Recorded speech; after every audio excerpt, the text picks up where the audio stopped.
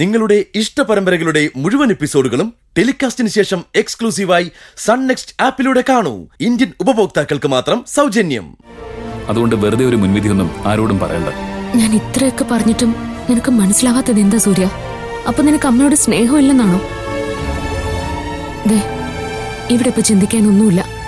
നീ ഉദ്ദേശിക്കുന്ന പോലെ ഒരു ഭാര്യയാവാൻ ഈ ജന്മം എനിക്കാവില്ല. അപ്പൊ നീ ഒരു തീരുമാനം എടുത്തേ പറ്റൂ.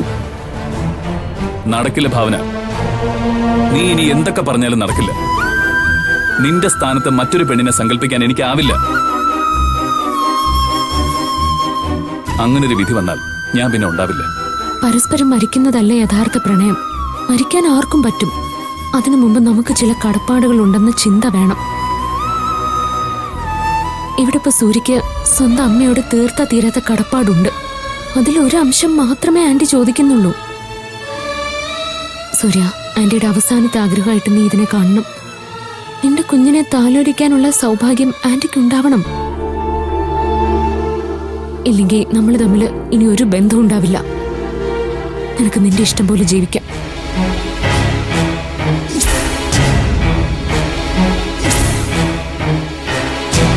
സൂര്യ, ഞാൻ നിന്നോട് യാചിക്കുന്നത് എനിക്ക് വേണ്ടിയല്ല, നിന്റെ അമ്മയ്ക്ക് വേണ്ടിയാ. ഒരുപാട് പേരെ പരിചരിച്ചിട്ടുള്ള എനിക്ക് മരണത്തെ വരവേൽക്കാനിരിക്കുന്ന ഒരു പേഷ്യന്റിന്റെ വേദന മനസ്സിലാകും. നിന്നെ മനസ്സിലാക്കുന്ന, ആന്റിയെ മനസ്സിലാക്കുന്ന, അങ്കിളിനെ മനസ്സിലാക്കുന്ന ഒരു പെൺകുട്ടി ആ വീട്ടിലുണ്ടെങ്കിൽ ഉറപ്പായും നിന്റെ ജീവിതം സ്വർഗതുല്യമാകും. എനിക്കതിൽ നല്ല വിശ്വാസമുണ്ട് സൂര്യ.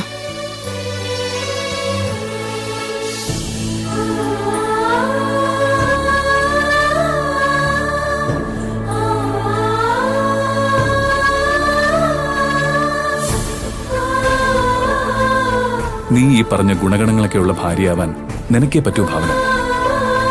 മറ്റൊരു പെണ്ണിനും എന്റെ അവസ്ഥകൾ മനസ്സിലാക്കാനോ എന്റെ അമ്മയെ പരിചരിക്കാനോ കഴിയില്ല. അങ്ങനെ ഒരു പെണ്ണുണ്ടെങ്കിൽ സൂര്യ സമ്മതിക്കോ? പറ. അങ്ങനെ എല്ലാം മനസ്സിലാക്കി സൂര്യയും കുടുംബത്തെയും കെയർ ചെയ്യുന്നൊരു പെണ്ണ് വന്നാ സൂര്യ സമ്മതിക്കോ? ഒരിക്കലും നടക്കാത്ത കാര്യം പറയാതെ ഭാവന. ഇത്രയും ഗുണങ്ങളുള്ള പെണ്ണുണ്ടെന്നൊക്കെ ഭാവനയ്ക്കങ്ങ് പറയാം. പിന്നെ അനുഭവിക്കേണ്ട ഞങ്ങളാണല്ലോ. ഒരിക്കലും ഇല്ല സൂര്യ.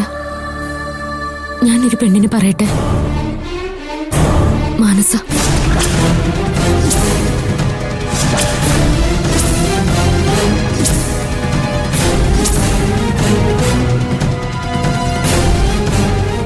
എന്താ സൂര്യ, അവളെക്കാളും നല്ലൊരു ഓപ്ഷൻ വേറെ ഉണ്ടോ?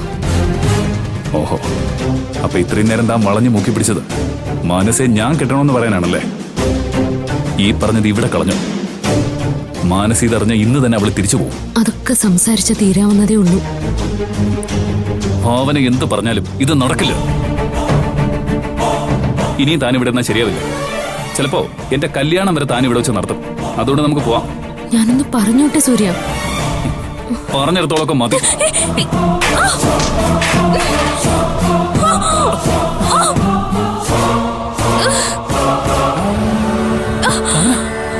ഭാവന,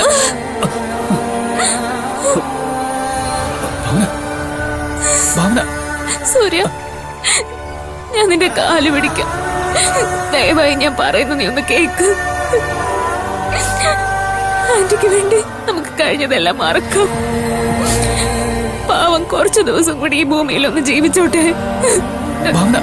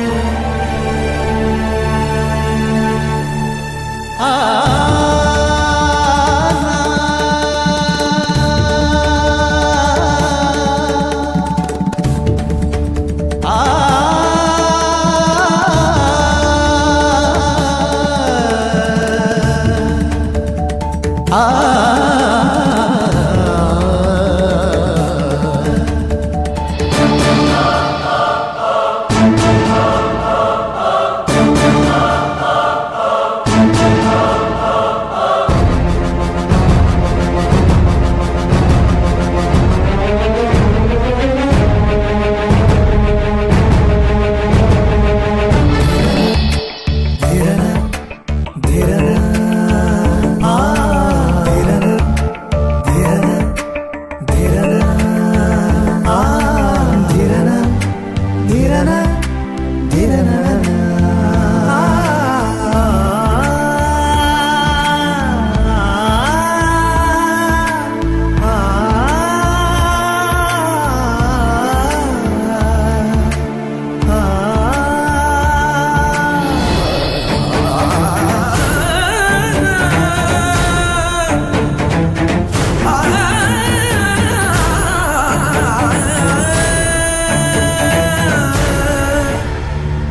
എന്താ ഭാവനയ്ക്ക് ഇപ്പൊ അങ്ങനെ ഒരു മാറ്റം?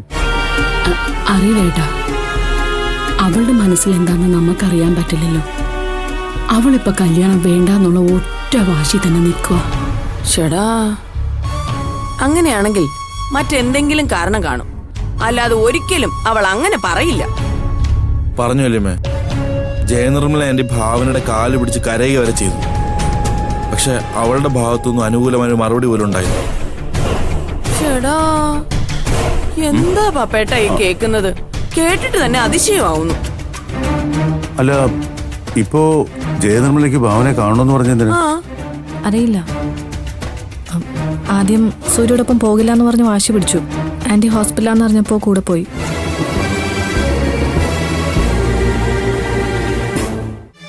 കേട്ടല്ലോ, നിങ്ങൾക്കെല്ലാം വേണ്ടിയിട്ട് പകലില്ലാതെ ഓടി നടന്ന ഭാവനയ്ക്കായി ഇപ്പൊ ഇങ്ങനെ ഒരു ഗതി വന്നത്. ഇനി അതൊന്നും പറഞ്ഞിട്ട് കാര്യമില്ലല്ലോ ജാനകി.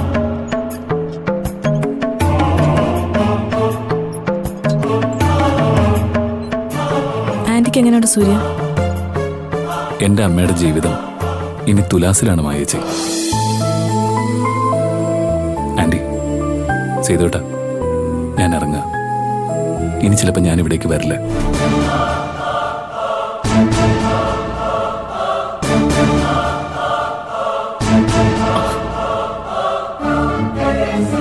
അപ്പൊ ഭാവനെ കുറിച്ച് കേട്ടത് നേരെയാണല്ലേ? നീ ഒരുപാടങ്ങ് മാറിപ്പോയി.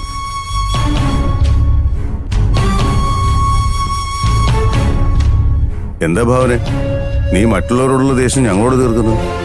എനിക്ക് ആരോടെങ്കിലും ദേഷ്യമുണ്ടെന്ന് ഞാൻ വല്യച്ഛനോട് പറഞ്ഞു. പിന്നെ നീ എന്തിനാ സൂര്യ കല്യാണം കഴിക്കില്ലെന്ന് വാശി പിടിക്കുന്നേ? ഓ, അപ്പൊ വിളമ്പേണ്ടതെല്ലാം അമ്മ നിങ്ങൾക്ക് മുമ്പിൽ വിളമ്പിയല്ലേ? അതെന്താ ഭാവനെ, ഞങ്ങള് നിനക്ക് അന്യരാണോ? നിനക്ക് എന്തെങ്കിലും പ്രശ്നമുണ്ടെങ്കിൽ നീ ഞങ്ങളോട് തുറന്നു പറ, ഞങ്ങൾ പരിഹാരം ഉണ്ടാക്കാം. വേണ്ട, തൽക്കാലം നിങ്ങളോട് സംസാരിക്കാൻ എനിക്ക് താല്പര്യമില്ല.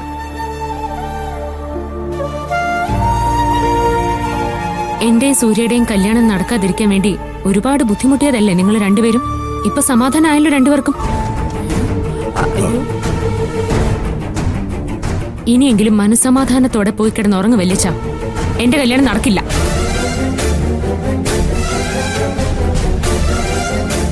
ഭാവനെ, ഞങ്ങള് എനിക്കൊന്നും കേൾക്കാൻ താല്പര്യമില്ല വല്യച്ഛ. ദയവായി ഇവിടെ നിന്ന് പോയി തരണം വല്യച്ഛ. ഓഹോ, നീ ഞങ്ങളെ യാചനാഭാവത്തിൽ ആട്ടിയിറക്കി വിടുകയാണല്ലേ?